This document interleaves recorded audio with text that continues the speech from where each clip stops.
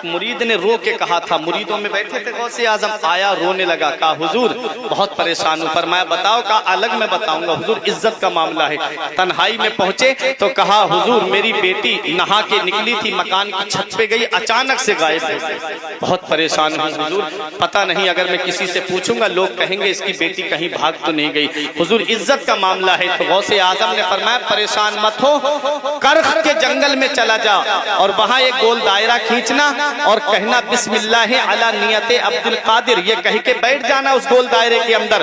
رات میں جنات آئیں گے الگ الگ شکل و صورت میں، تو ڈرنا مت، تیرا کوئی کچھ نہیں کر سکتا، گول دائرے کے اندر کوئی تیرا کچھ نہیں بگاڑ سکتا۔ صبح کے وقت جنات کا سردار آئے گا، جب وہ تجھ سے پوچھے یہاں کیوں بیٹھا ہے تو کہہ دینا کہ مجھے عبد القادر نے بٹھایا ہے، اور جب وہ تجھ سے پوچھے کہ حکم تب بتانا کہ میری اپنی بیٹی کا معاملہ۔ جب اتنا کہا وہ چلے گئے جنگل میں، جا کے بیٹھ گئے، جنگل تھے پہاڑی علاقہ تھا کرخ کے جنگل میں۔ حضرات جب دیکھا جنات گزر رہے تھے ڈراؤنی شکلوں میں، ڈراؤنی صورتوں میں، صبح کو جب جنات کا سردار آیا بولا یہاں کیوں بیٹھا ہے، تجھے پتہ نہیں ہے جنوں کے گزرنے کی جگہ ہے، تیری جان بھی جا سکتی ہے۔ تو ان مرید نے کہا غوث اعظم کہ میں یہاں بیٹھا نہیں ہوں، مجھے بٹھایا گیا ہے۔ کہا کس نے تجھے بٹھایا ہے؟ کہا مجھے بٹھانے والے قطب ربانی محبوب سبحانی پیر لسانی حضور سیدنا شیخ عبد القادر جیلانی غوث اعظم دستگیر ہیں۔ اتنا سننا تھا میرے غوث کا، صرف نام سنا، سواری سے نیچے اترا، گھٹنوں کے بل بیٹھ گیا جنات کا سردار اور کہتا ہے بتاؤ میرے آقا نے میرے لیے کیا حکم کیا ہے، بتاؤ میرے آقا نے کیا حکم کیا ہے میرے لیے۔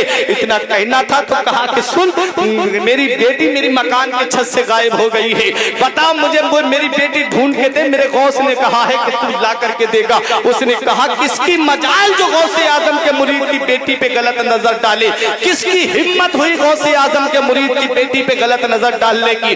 جنات نے کہا کہ ہماری یہ مجال کہاں کہ غوث اعظم کے مرید کی بیٹی پہ غلط نظر ڈال دیں۔ پتہ لگایا تو چین، ملک چین کا ایک جن نکلا، اسے پکڑ کر کے لایا گیا، لڑکی کو بھی لایا گیا۔ اس جن سے پوچھا تیری ہمت کیسے ہوئی؟ اس نے کہا کہ جب یہ بے پردہ مکان کی چھت پہ نکلی تھی، جب اس کے سر پہ دوپٹہ نہیں تھا اور جب یہ نہا کے نکلی تھی مجھے اچھی لگی اس لیے میں اسے اٹھا کر کے لے گیا۔ اے میری پیاری بہنوں، اللہ تعالیٰ نے تم کو پردے کا حکم دیا ہے، نبی نے تمہیں پردے کا حکم دیا ہے، اور جنات کی کثرت بہت زیادہ ہے۔ آج جو معاملات آپ دیکھتے ہو مزارات پہ جا کر کے دیکھو عورتوں کا کیا حال ہے، دیکھو کیسے کیسے میلے لگے ہوئے، کیسے کھیلنے والی آپ کو نظر آئیں گی۔ یہ پیارے مسلمانوں، یہ شریعت پہ عمل نہ کرنے کی وجہ ہے۔ پروردگار عالم نے پردے کا حکم دیا ہے، لیکن آج کا حال کیا ہے؟ شادیوں میں دیکھو تو سر پہ دوپٹہ نہیں، سر کو چھپانے کا حکم تھا۔ اے پیارے مسلمانوں، غوث اعظم کے مرید کی بیٹی مکان کی چھت پہ صرف سر کھلا لے کر کے گئی تو غائب ہو گئی۔ اس جنات کے سردار نے کہا تیری ہمت کیسے ہوئی، تو نے غوث اعظم کے مرید کی بیٹی کو اٹھایا، اس کی گردن کاٹ دی۔ اس کے بعد کہا غوث اعظم کے مرید سے یہ آپ کی بیٹی ہے، آپ اسے لے جائیے۔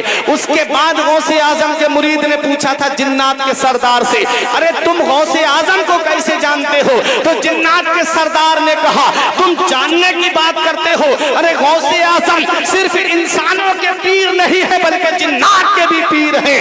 غوث اعظم کی حکومت صرف انسانوں پہ نہیں چل رہی ہے بلکہ جنات پہ بھی چل رہی ہے۔ غوث الثقلین کہا جاتا ہے، انسانوں کے بھی غوث ہیں اور جنات کے بھی غوث ہیں۔ تب کہا جنات کے سردار نے کہ ہم دنیا کے کسی بھی کونے پہ ہوں اور غوث اعظم بغداد میں ہوں، ہماری طرف جلال کی نظر اٹھا دیں تو ہمارے جسم کے اندر فوراً آگ لگ جائے۔ کہتے ہیں یہ غوث اعظم کی نگاہ کا یہ عالم ہے۔ اس کے بعد جنات کے سردار نے ایک جملہ کہا تھا، آپ بھی اپنے اپنے دل کی تختی پہ لکھ کر کے لے جاؤ، سب سنو۔ کیا کہا جنات کے سردار نے؟ ارے غوث اعظم کی شان تو یہ ہے کہ جس مکان میں، جس گھر میں غوث اعظم کا نام لیا جائے گا میری نسل کا جن اس گھر میں داخل نہیں ہو سکتا۔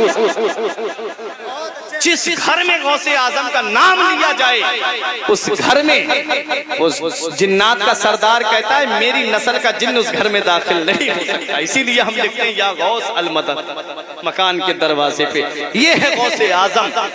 غوث اعظم کی شان کے صرف جنات نام سن لے تو کانپنے لگے، تھر تھر کانپنے لگے۔ غوث اعظم کا وہ مقام و مرتبہ۔